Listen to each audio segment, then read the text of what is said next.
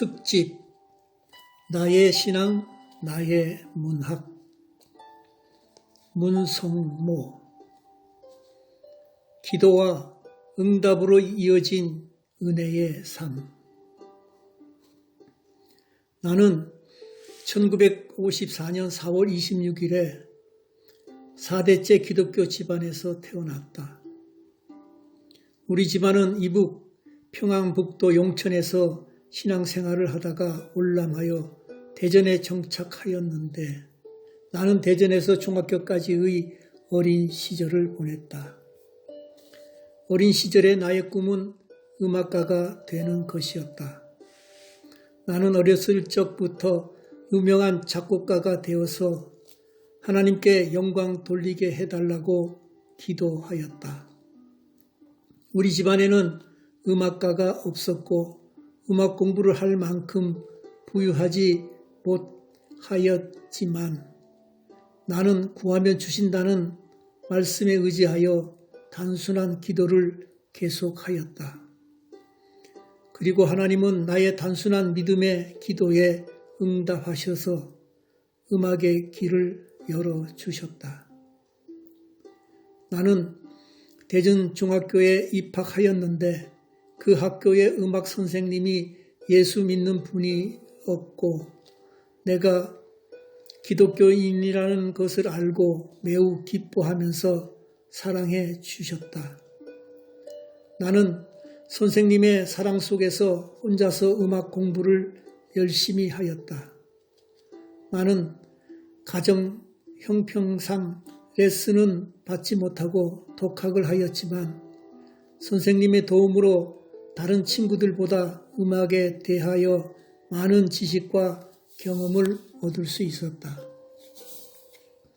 중학교 3학년 가을이 되었는데 선생님은 나보고 음악 콩쿠르에 나가보라고 권하셨다. 당시 한국음악협회 충남지부 주최로 매년 음악 콩쿠르가 열렸는데 선생님은 내게 작곡부로 나갈 것을 권하셨다.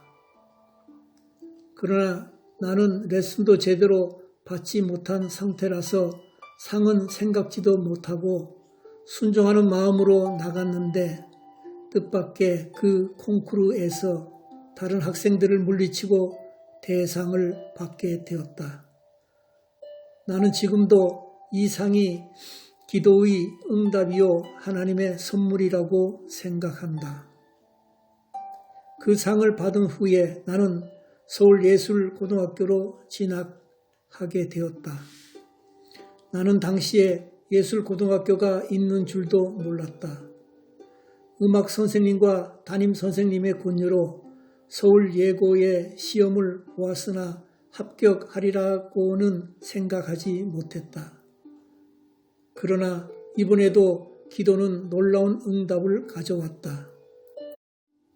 나는 하나님, 저를 이 학교에 합격하게 하시고 작곡가로 만들어 주세요 라는 소박한 기도를 하였고 하나님은 내게 합격의 영광을 응답으로 주셨다.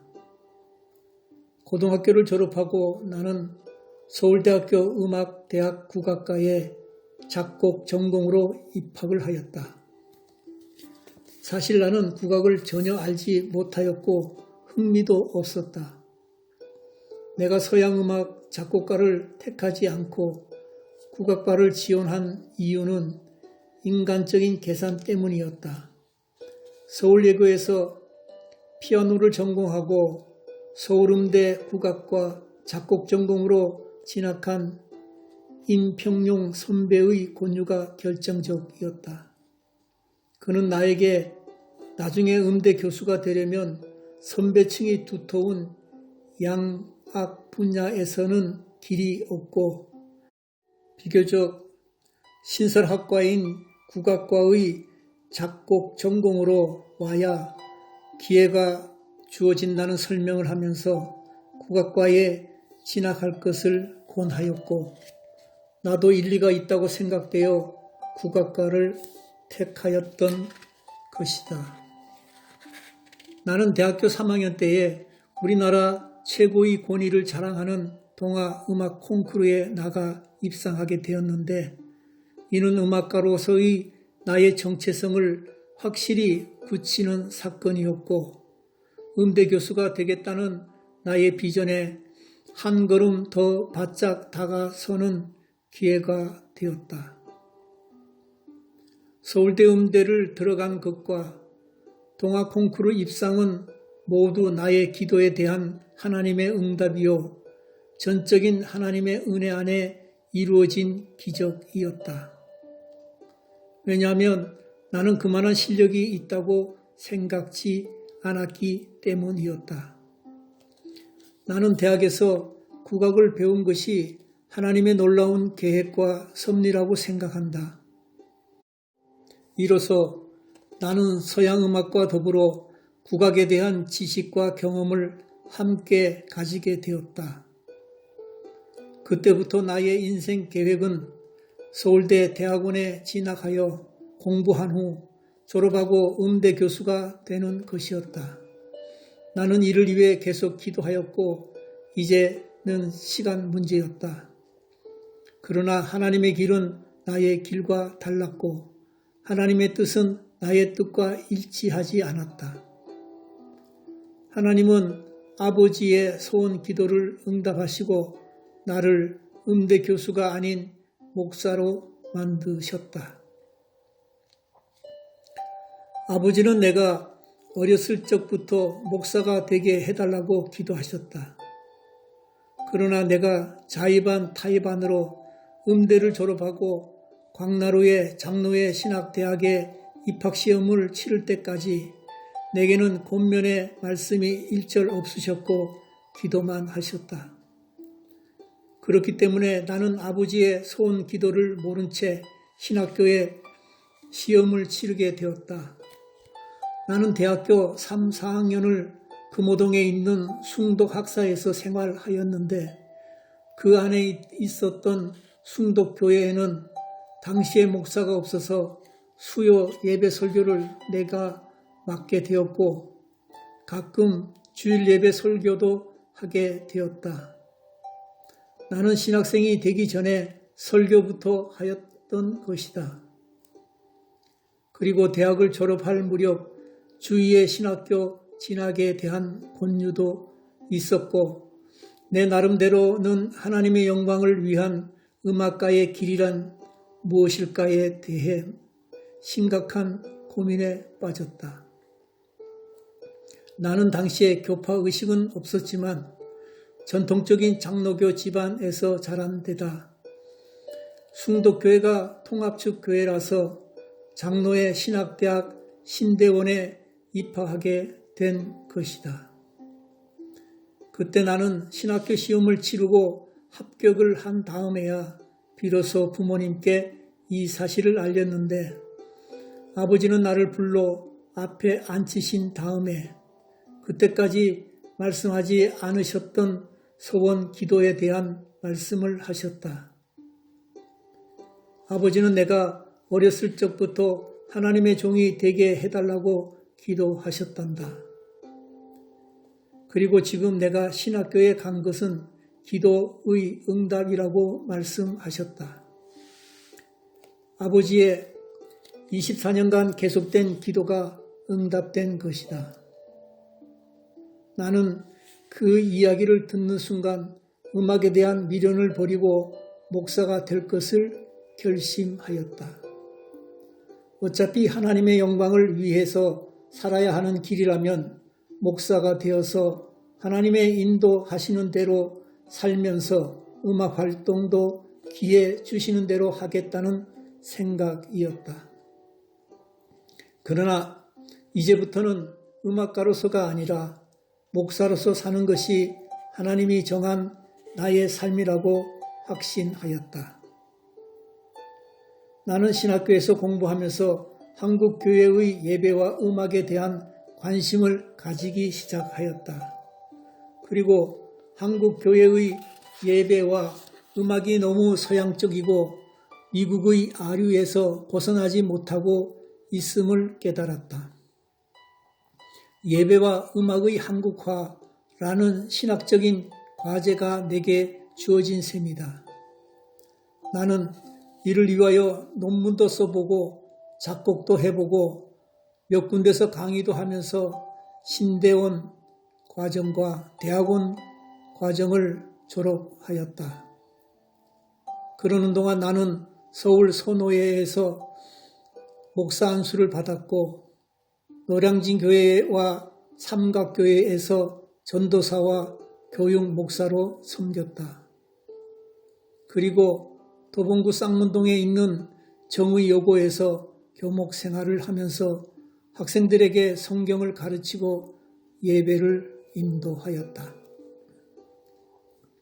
나는 한국에서 석사 과정을 마친 후에 더 깊이 있는 공부와 넓은 세상을 경험하기 위하여 1983년 독일로 유학을 떠났다. 사실 유학은 경제적인 이유 때문에 가고 싶었으나 자신이 없었다. 그러나 이번에도 구하면 주신다는 하나님의 말씀을 붙잡고 기도하기 시작하였다. 나는 통장에 있는 돈 300만 원을 놓고 오병이어의 축복으로 채워달라고 기도하였고 공부를 못 마치고 돌아오는 한이 있더라도 우선은 하나님을 믿고 유학을 떠나기로 결심하였다. 미국은 돈이 많이 들었기에 독일로 가기로 마음을 먹었다. 당시에 나를 경제적으로 도와줄 사람은 한 사람도 없었다. 독일로 떠날 때 교회의 여러 사람이 모아 준 돈까지 합하여 500만 원을 들고 비행기에 올랐다. 그러나 내가 손에 쥔 이 돈 위에 하나님께서는 정말로 오병이어의 기적으로 응답하셔서 10년간의 유학 생활을 마칠 수 있었다. 뜻밖의 독지가의 후원과 독일교회 장학금이 이어졌는데 당시 동아건설 최원영 사장의 조건 없는 경제적 도움과 박창환 장신대 학장과 김용복 박사의 주선에 의한 독일교회 장학금을 받게 된 것이었다. 이는 모두 하나님의 은혜요 기도의 응답이었다. 독일에서 나는 우선 논문을 쓰기 전에 라틴어, 헬라어, 히브리어 등 필요한 고전어를 다시 수강하고 시험에 합격하였다. 그리고 신학부에서 독일의 예배와 음악에 대한 연구를 하고 교육문화 학부에서는 음악교육에 대한 연구를 병행하였다. 나의 관심사는 한국교회의 예배와 음악을 한국화하는 데 필요한 역사적 자료와 방법론을 찾는 것이었다. 공부를 하는 동안 나는 1년이 넘도록 목회에만 전념해야 하는 때도 있었다. 튜빙겐에서 공부하던 선배 배경식 목사가 전화하여 칼스루의 한인교회에 목회자가 갑자기 비어버렸으니 맡아서 설교를 하라는 것이었다. 나는 목회에 시간을 뺏기고 싶지 않았으나 설교자 없이 예배 드릴 70명이 넘는 교인들을 생각하니 가지 않을 수가 없었다. 그리고 하나님의 일은 억지로 맡아도 복을 주시는 것을 깨달았다. 기차를 5시간이나 타고 가서 예배 드리고 설교하고 교인들 잠깐씩 돌보는 것이 전부였지만 상처받은 교인들이 치유되고 교회가 정상화되어 120명 성까지 부흥하였다. 그리고 자궁암으로 절망적인 상태에 있었던 가정을 위하여 기도한 결과 병이 깨끗이 치료되고 믿음도 회복되는 놀라운 체험을 하였는데 나는 이 일로 인하여 기도의 능력을 더 확신하게 되었다. 나는 1993년 봄에 귀국하여 처음에는 목회를 위한 기도를 하였다. 나중에야 어떻게 되든지 간에 우선은 목회의 경험을 쌓고 싶었다. 하지만 하나님의 생각은 달랐다. 하나님은 목회의 길을 막으시고 나를 광주에 있는 호남신학대학교의 교수로 사역을 시작하게 하셨다. 그러나 하나님은 나의 기도에 응답을 거절하신 것이 아니라 늦추신 것이라는 것을 나중에 깨달았다. 나는 호남신학대에서 예배학과 교회음악에 대하여 가르쳤다. 나는 한국적인 예배와 음악의 모습이 어떻게 해야 할 것인가의 문제를 가지고 방법을 제시하고 학생들을 스스로가 답을 찾도록 유도하였다. 그때 내 강의를 들은 500명의 제자들은 지금 각 목회지와 기관에서 열심히 일하고 있다. 호남 신대에서 2년 동안 강의를 하고 있는데 1995년 광주 제1교회의 한완성 목사님이 은퇴하시면서 당회가 나를 후임 목사로 결정하였다. 내가 학교 생활에 보람을 느끼고 있었고 학생들도 나를 잘 따르고 배우던 차에 일어난 뜻밖의 결정이었다. 당시에 나는 그 교회의 장로들 중에서 아는 사람이 없었다. 그리고 어차피 나는 타 지역 출신의 목사였기에 광주 지역의 모 교회가 나를 청빙한다는 것은 예상을 뛰어넘는 일이었다. 그러나 이것은 내가 귀국하여 기도한 것에 대한 하나님의 늦은 응답임을 깨닫고 순종하기로 결심하였다. 나는 광주 제1교회에서 5년간 목회하면서 독일에서 연구하고 학교에서 가르친 예배와 음악의 한국화 문제를 현장에서 실험하는 작업을 하였다. 절기 예배가 특별해지고 한국 악기와 가락이 추수감사 예배에 등장하고 교회 역사상 처음으로 3.1운동 기념 예배가 특별한 순서에 의하여 드려졌다. 그리고 목회를 하는 동안에 군부대 자리에 있었던 상무 신도시의 1,000평 종교부지 땅에 교회당을 신축하고 이전하였다. 나는 그때 건축이라는 것을 처음 해보았다. 그리고 이것이 나의 다음 사역을 위한 하나님의 예비하심이라는 것을 나중에서야 깨달았다. 광주 제1교회에서 교회당을 신축하고 입주 예배를 드린 다음에 나는 좀 쉬기도 할 겸 해서 미국의 큰 교회와 기관을 돌아보는 팀에 합류하여 미국 여행을 하였다. 그리고 그 미국 여행 중에 대전신학대학교 이사회가 나를 총장으로 청빙하기로 결의했다는 통보를 받았다. 당시 전임자이셨던 정행업 총장의 추천에 의해서 이사회가 전격적으로 나를 차기 총장으로 결의하였다고 한다. 나는 당시 학교 이사 중에서 아는 사람이 없었다. 그리고 청빙을 받기 위한 운동도 할 수 없는 상황이었으니 총장이 된 것은 전적인 하나님의 은혜요 섭리라고 밖에는 설명할 길이 없다. 이 일이 있었던 2000년 당시에 나의 나이는 만 46세였다. 역대 최연소 총장이 된 것이다. 당시 학교는 학내 갈등으로 어수선한 분위기였다. 그리고 교수 10명 중 나보다 나이가 많은 사람이 4명이나 되었다. 더구나 학교의 당면과제는 교실과 예배당과 교수 연구실 등을 종합적으로 건축하는 일이었다. 건축기금은 거의 마련되어 있지 않았으나 건축하는 일은 필수적이었다. 나는 건축을 위하여 한 학기 내내 혼자서 기도하였다. 나는 정직과 열심 두 가지를 하나님께 소원하였다.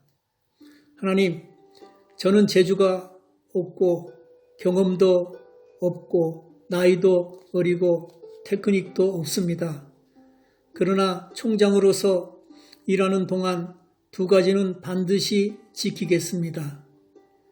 모든 일을 정직하게 하겠습니다. 그리고 열심히 하겠습니다. 누가 내 자리에 있어도 나처럼 열심히 일했다는 소리가 나오지 않도록 열심히 노력하겠습니다. 나는 한 학기가 지난 후에 구하라 주실 것이요 라는 성경 구절을 크게 써놓고 학생들에게 학교 새벽 기도회를 선포하였다. 건축을 위한 총장이 인도하는 신학교 새벽 기도회는 전국적으로 처음 있는 일이었다. 참으로 고맙게도 학생들 절반이 새벽 기도회에 출석하였고 교직원들도 거의 전원이 출석하였다. 우리는 복음에 대한 대책이 없었으나 기도하면 하나님께서 응답해 주시리라 믿고 부르짖었으며 기도하였다. 그리고 정말 하나님은 인간의 계산으로는 이해할 수 없는 놀라운 손길들을 통하여 75억 원이 소요되는 9층 건물과 800석의 예배당이 완공되는 축복을 주셨다. 나는 지금도 그 많은 돈이 어떻게 모금이 되었는지 모른다. 그러나 우리는 기도하였고 하나님은 응답하셨다는 사실은 확실히 증언할 수 있다. 내가 총장으로 있었던 기간에 학교는 2004년 개교 50주년을 맞게 되었다. 나는 대전신학대학교 50년사를 발행하기로 마음먹고 자료를 정리하던 중에 초대 교장을 지낸 분이 이자익 목사라는 사실을 알게 되었다. 그리고 이 목사님이 머슴 출신으로 장로교 분열 이전에 총회장을 3번이나 역임하셨다는 사실도 밝혀내었다. 그러나 2004년도까지도 이 거인은 사람들의 기억 속에 잊혀진 인물이었고 학교의 동문들이나 옛 어른들의 입에도 전혀 오르내리지 않던 상태였다. 나는 교회사가 김수진 목사의 협조로 이자익 목사의 일대기를 새롭게 조명하고 자료를 기증받아 이자익 기념 사료관을 만들었다. 그리고 이자익 목회자상을 제정하여 전국 교회에 알리는 작업을 하기 시작했다. 마치 고고학자가 수백 년 묻혀 있던 보물을 발굴하여 소개하듯이 수십 년간 세인의 뇌리에서 잊혀진 이자익 목사를 발견하여 새롭게 조명하고 세상에 알린 것은 나에게 큰 자부심으로 남아있다. 그리고 이는 학교의 건물을 완공한 것 이상의 의미 있고 보람된 일이라고 감히 말할 수 있다.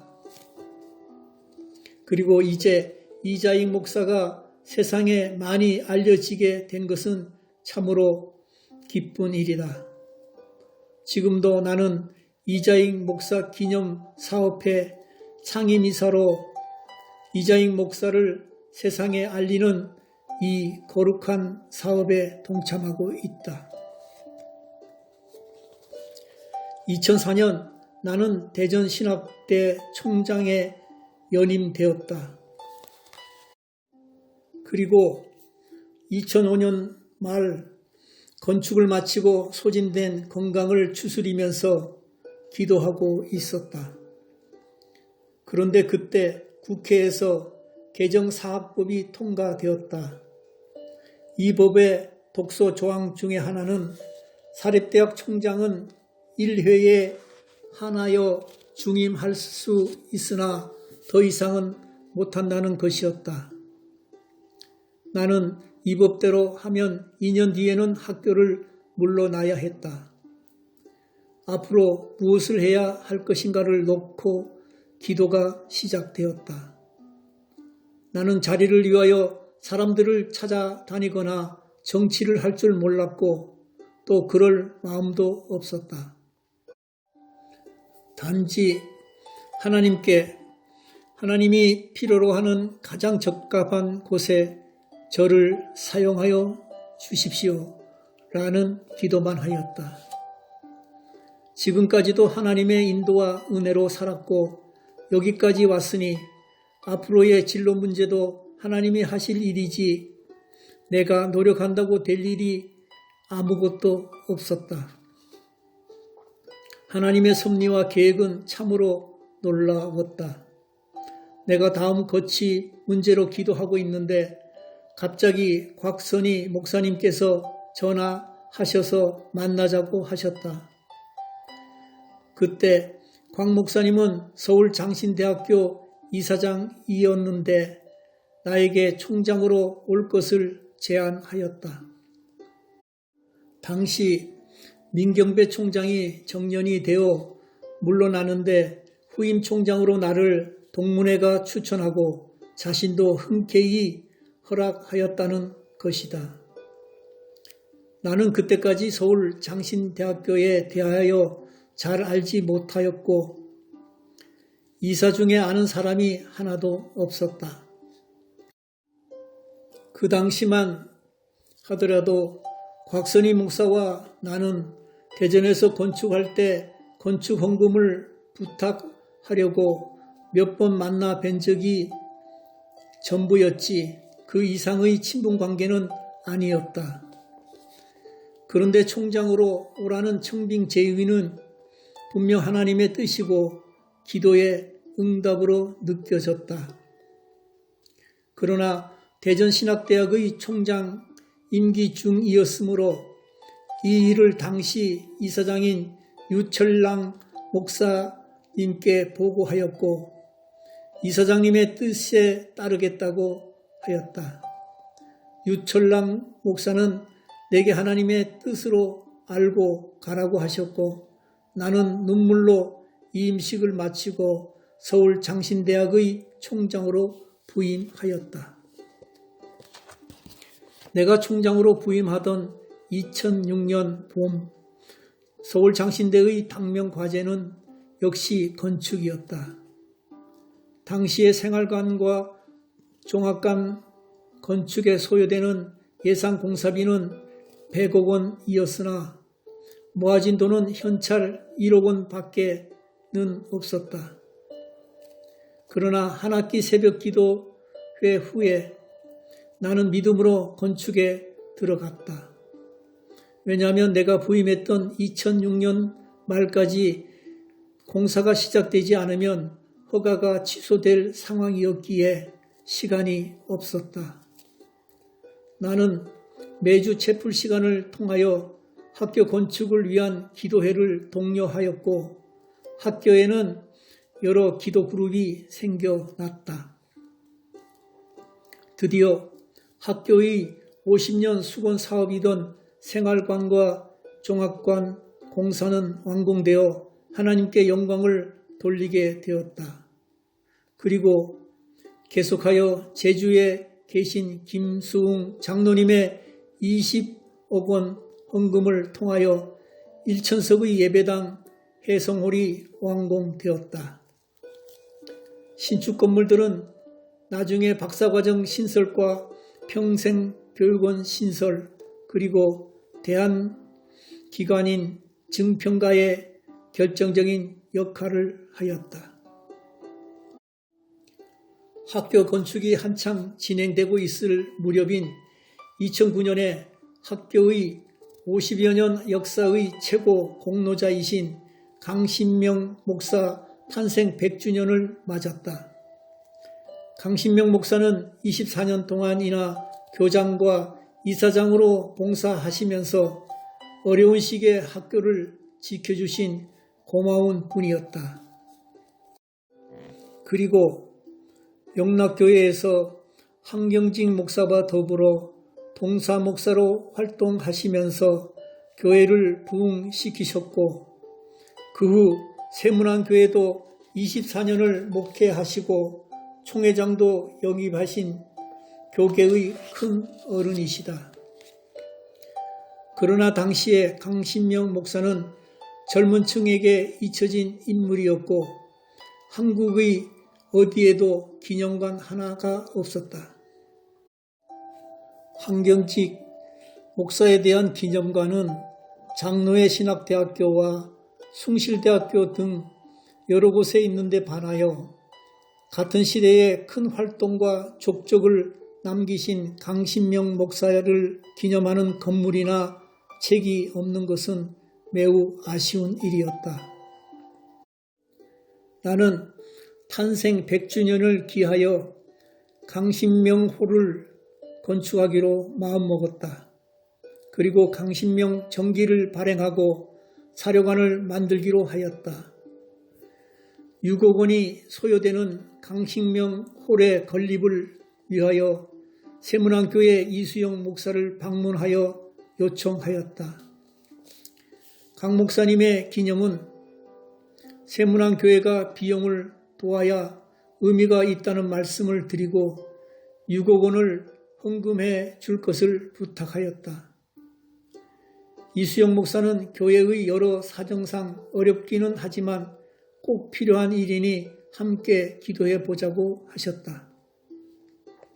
나는 이 일로 세문안교회의 장로님들과도 만나 협조를 구하였고 이수영 목사님과도 몇 차례 더 만났다. 이 목사님은 방법을 연구한 끝에 내게 부흥회를 인도해 줄 것을 제안하셨다. 부흥회를 통하여 말씀의 은혜도 나누고 당회원들이나 교인들과 인사를 한 후에 당회를 열어 이 문제를 논의하겠다는 것이었다. 그리하여 나는 2007년 4월 세문안교회 부흥회 강사로 초청을 받아 설교를 하였고 피차의 은혜를 나누는 감동의 시간을 가졌다. 그리고 부흥회 후 열린 당회는 3억 원을 학교에 헌금하기로 결의하여 강신명 홀의 건축이 진행되었다. 나머지 부족한 금액은 100만 원 헌금자 300명을 보내달라고 하나님께 기도하였다. 2009년 개교 기념식에서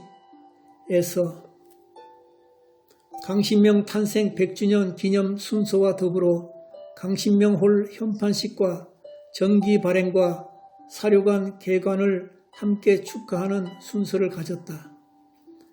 나는 대전신학대학교에서 이자익 목사를 발견하고 세상에 알린 것과 서울장신대에서 강신명 목사를 새롭게 조명하여 기념한 것에 대하여 큰 자부심을 느끼고 있다. 사람을 세우고 역사적 인물을 바로 조명하여 세상에 알리는 일은 건물을 건축하는 것보다 훨씬 더 중요한 일이기 때문이다. 나는 그동안 이 일 이외에도 곽선희 목사에게 배우는 설교와 한국교회 설교자 33인에게 배우는 설교, 하영조 목사 이야기, 청북교회 이야기 등 교계 인물의 공적을 분석하고 세워주는 책을 저술하고 발행하여 한국교회 인물 세우기 작업을 계속하고 있다. 이 모든 것이 하나님의 은혜이다. 내가 세문안교회 부흥회를 인도할 당시 벌써 200회 이상의 부흥회를 전국 각지와 해외 교회에서 인도하던 상태였다. 나는 대학 총장으로서 부흥회를 인도하는 축복을 누렸고 지금도 그 사역을 계속하고 있다. 내가 부흥회를 처음 인도한 것은 대전신대 총장으로 건축하고 있을 때였다. 건축이 한참 진행되고 있을 무렵 충북 청홍군의 어느 시골교회에서 부흥회 요청이 있었다. 나는 처음에는 부흥사도 아닌 내가 부흥회를 인도하는 것이 좀 어색하여 거절하였다. 그런데 그 교회 담임 목사의 말씀이 교회가 재정이 어려워서 학교의 건축 헌금 작정을 못했는데 내가 부흥회를 하면 그 기간 동안에 모아진 헌금을 모두 학교 건축 헌금으로 바치겠노라는 것이었다. 나는 학교의 건축 헌금을 하겠다는 약속에 부흥회 요청을 허락하였다. 맨 처음 인도하는 부흥회인지라 엄청나게 많은 기도와 준비를 하였고 하나님의 도우심으로 첫 부흥회를 은혜롭게 마칠 수 있었다. 나는 그 후에 내가 부흥사라고 광고한 적은 없으나 입소문을 타고 이 교회 저 교회에서 부흥회 요청이 이어지고 있다. 당시 학교를 맡고 있는 관계로 한 달에 평균 2번 정도 부흥회를 인도하였다. 요즘 부흥회는 주로 저녁만 하거나 새벽과 저녁에만 집회가 있으므로 방학은 물론 학기 중에도 학교 행정에 전혀 지장이 없고 나 자신이 목사로서의 정체성을 확고히 할 수 있다는 점에서 감사하게 생각한다. 그리고 건축 헌금을 위하여 개인적으로 사람들을 따로 만나 요청하지 못하는 나의 성격을 아시고 하나님은 내게 말씀을 전하는 달란트를 주셔서 부흥회와 각종 헌신 예배, 수련회, 세미나 등의 강사로 활동하면서 말씀도 전하고 복음도 하게 하신 줄로 믿는다. 또한 내가 전국의 여러 교회의 요청으로 계속 순회하며 설교한 결과 학교 입시율도 매년 높아지는 긍정적인 효과도 보았다. 그리고 학교를 위한 기도 후원자들이 많아지고 학교를 위한 우군이 늘어나는 것은 보이지 않는 학교의 힘이 되었다. 학교 총장을 마친 후에도 부흥회 강사로서의 활동은 계속되었고 현재 약 700회 이상의 부흥회를 국내외에서 인도하고 있다. 바른 믿음, 바른 삶이라는 큰 주제로 진행하는 나의 부흥회를 통하여 교인들도 은혜를 받지만 목회자들도 많은 위로를 받고 장로님들도 큰 감동과 은혜 체험을 하므로 교회가 평안해지고 변화되는 것을 많이 경험하였다. 그리고 한국 교회의 고질적인 병폐들과 잘못된 관습을 바로잡고 교회의 상처를 치유하고 목회자들을 격려하는 사역은 하나님께서 내게 주신 또 하나의 사명이라고 생각한다. 나는 14년을 총장으로 재직하며 살았기에 작곡가와 학자로서의 활동은 많은 제약을 받게 되었다. 그러나 하나님은 한국교회를 위하여 내가 활동할 수 있는 학자로서의 지분은 남겨놓으셨다. 나의 평생의 학자와 작곡가로서의 활동은 한국교회의 예배와 음악을 한국화시키는 작업이었다. 이 분야에는 지금도 사람이 없기에 지금도 하나님이 그 사명을 내게 맡기시고 활동하게 하신 줄로 믿는다. 나는 예배와 음악에 관련된 50편 가까운 논문들을 통하여 한국교회의 예배와 예배 음악이 한국적이어야 함을 주장하고 계몽하였다. 그리고 이 주장들을 총정리하여 기독교 사상에 3년 동안 한국교회 예배와 음악 다시 보기라는 시리즈로 예배와 음악의 논문들을 연재하였고, 이를 모아서 한국교회 예배와 음악 다시 보기라는 책을 출간하였다. 나는 작곡가로서 350편이 넘는 찬송가와 독창곡, 기악곡 등을 작곡하였고, 이 모든 것을 모아 뿌리가락 찬송가와 시편 교독송이라는 제목의 개인 찬송가 집을 출간하였고, 이에 대한영문판 아우어 멜로디즈, 아우어 하모니즈도 출간하였다. 나는 목사가 될 때에 음악가로서의 일은 마음에 접어두었다. 그러나 하나님께서는 음악적 활동도 보장시켜 주셨다. 현행 찬송가에는 내가 작곡한 찬송가 3곡이 들어있다. 그리고 세계개혁교회 연맹 서울총회 대회가, 대한예수교 장로회 통합총회가, 기아성 순복음교단 희년대회 대회가, 2007년 한국교회 대부흥 100주년 대회가를 모두 작곡하는 영광을 누렸다. 그리고 군포제일교회 권태진 목사와 함께 한국 찬송가 개발원을 발족시켜 신작 찬송가 개발에 힘쓰고 있으며, 기독교 한국문화연구원을 통해서 예배와 음악의 한국화 문제를 위한 작업을 계속하고 있다. 현재 내가 작곡한 찬송가는 미국을 비롯하여 일본, 독일, 대만, 몽골, 네팔, 인도네시아 등 찬송가와 복음성가 집에 실려 불리우고 있다.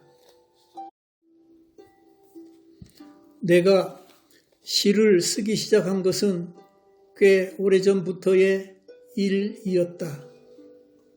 작곡을 하면서 시를 읽게 되었고, 같은 시를 수십 번 읽으면서 살다 보니 자연히 마음의 감정을 시로 표현하게 되었고, 이것이 모아져서 시집이 나오게 된 것이다. 나는 2009년에 시집 미완성 교향곡을 출간하면서 시인으로 활동하기 시작했으며, 2012년에는 두 번째 시집 식스 포트의 노래를 출간하였다.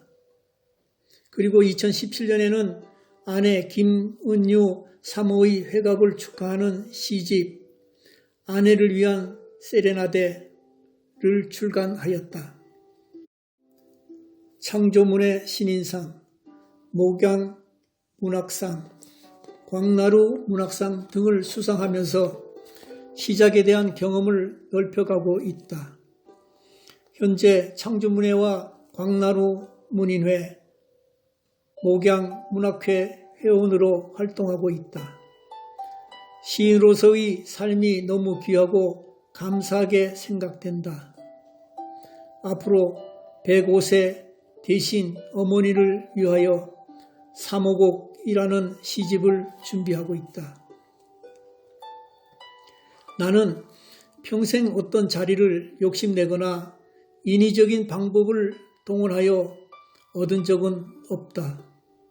나는 하나님께서 원하시는 곳에 쓰임받게 해달라고 기도하며 살았으나, 사람에게 무엇을 부탁하거나 정치적인 힘을 동원하지는 않았다. 나에게는 그럴 만한 배경도 없었고, 그렇게 하여 어떤 지위나 자리를 차지한다는 것이 무의미하게 생각되었기 때문이다. 그러나 하나님께서는 부족함이 없이 내게 채워주셨고 다윗처럼 나의 잔이 넘치나이다 라는 고백을 하게 만드셨다. 모든 것이 하나님의 은혜이다. 우리 가족은 김은유 사모, 큰딸 예인, 사위 박동욱, 손자 박주헌, 그리고 둘째 딸 예지, 아들 은성이가 있다. 현재 나는 대한예수교 장로회 강남노예의 한 교회 담임 목사로 섬기면서 예음문화예술원 원장, 배아오페라 예술원 원장, 한국대학 기독교 총장 포럼 공동회장, 이자익 목사 기념사업회 상임이사, 한국음악평론가협회 부이사장, 국민악회 수석부회장, 한국캘리그라피 예술협회 이사 등으로 활동하고 있다. 그리고 한국장로신문의 칼럼 신앙과 지혜를 12년째 연재하고 있으며 CTS-TV에 은혜로운 찬송가 이야기를 5년 연속 방영하고 있다. 나는 목사로서 헌신하기로 소원하고 살았는데 하나님은 내게 흔들어 넘치게 은혜와 복을 주셔서 구하지도 않는 것까지도 덤으로 주셨다. 목사로서 뿐만 아니라 총장으로, 부흥사로, 작곡가로, 학자로, 시인으로 살아갈 수 있는 기회를 주셨으니 이 큰 은혜를 어찌 다 갚을 수 있을까? 나는 지금도 어떤 욕심 없이 가장 적절한 곳에 쓰임받기를 기도하고 있다. 그리고 내가 은퇴할 나이가 되었을 때는 작은 영성 공동체와 찬송가 박물관을 만들고 거기서 한국 교회를 위하여 예배하고 기도하며 찾아오는 사람들에게 바른 예배와 음악을 교육하고 실습하는 일을 하고 싶다. 나의 나된 것은 하나님의 은혜라는 사도 바울의 고백으로 글을 마친다.